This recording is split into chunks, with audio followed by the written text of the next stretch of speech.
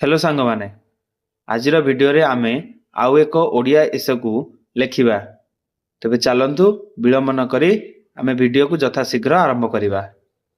आजिर विषय वस्तु हेउछि तुमर प्रिय कवि।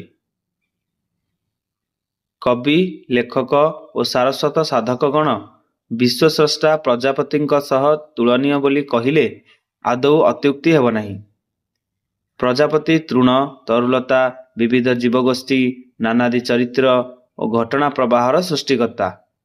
सेहीपरि कवि लेखक बा सारस्वत साधक गण सेमानंकर कल्पना बलरे सृष्टि करिथांती अनेक चरित्र, बहुविध परिवेश और असंख्य घटनार परंपरार कुहक इंद्रजाल। खंडिए कालजयी काव्य, खंडिए जुगान्तकारी उपन्यास बा मनीषर गतानुगतिक चिंताधारा को प्रभावित कला भली कौनसी एक ग्रंथ मनीषर चिंतन भावना रुचि उपरे बहु प्रभाव विस्तार करिथाए। तेणु कविटीए भौतिक क्षेत्र रे निर्धन हेले मध्य कल्पनार कल्पलोक रे से ग्रहण करे एक सम्मानर आसन। मु जेते कवि लेखक बा औपन्यासिकंकर रचना पाठ करिछि ता भितरे मोर प्रिय कवि हेउछंती प्रकृति कवि रंगाजीवी गंगाधर मेहेर। कारण निसर्गलीला संबलित प्रकृति परिचित्रण भूषित तदीय काव्य संभार रे मोर हृदय दिव्य आनंदरे आत्महरा होई उठे एवं मोर प्राण पुलकित होई उठे। कविंक कविता माध्यम रे मोर मन राज्य रे खेली जाए अपूर्व सिंहरण। स्वभाव कवि गंगाधर मेहेर 1862 मसीह बरगड़ जिलार बरपाली ग्राम रे एक तंती परिवार रे जन्मग्रहण करथिले। से पंचम श्रेणी जाए पाठ पढ़िथिले, किंतु निजर असाध्य साधना बल रे से जने उच्च कविर आसन लाभ करि पारिथिले। साधारण गरीब अवस्था रही से जेपरी उच्च कोटिर काव्य कविता सबू रचना करुथिले ताहा भाबिले आश्चर्य बोध हुए। गंगाधर मेहेरंक कृति ओडिया साहित्य भंडार को चिर जाजुल्यमान करिछि।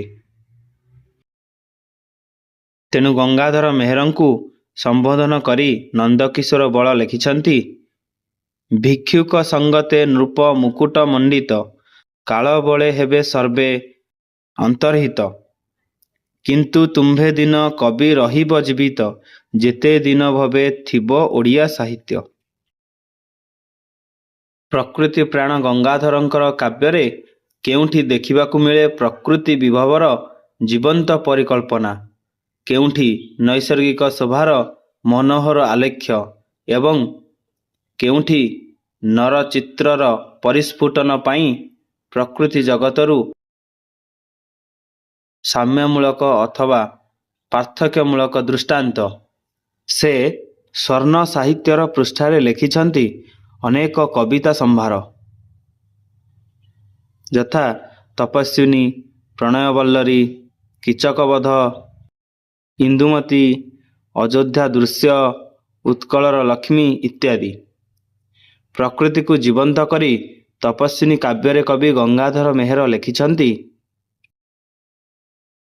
मंगले अइला उषा विकच राजीव दृशा जानकी दर्शन तृषा हृदय बही कर पल्लवे निहार मुक्ताधरी उपहार सतींक बास बाहर प्रांगणे रही कलकंठ कंठे कहिला दर्शन दिय सती राति पाहिला। दृश्यमयी प्रकृतिर परिचित्रण करी नरनारींक प्रकृति परिचित्रण रे गंगाधर मेहेरंकर दक्षता उच्च कोटिर थिला। 10 दिग व्यापी निसर्ग सुषमा रे तांकर कवि दृष्टि नित्य भासमान थिला। तेणु वास्तव रे गंगाधर मेहेरंकर प्रकृति कवि पदवी यथार्थ अटे। एही लब्ध प्रतिष्ठ कविंक पाई मो हृदयरु भासी आसे किंचित कविता।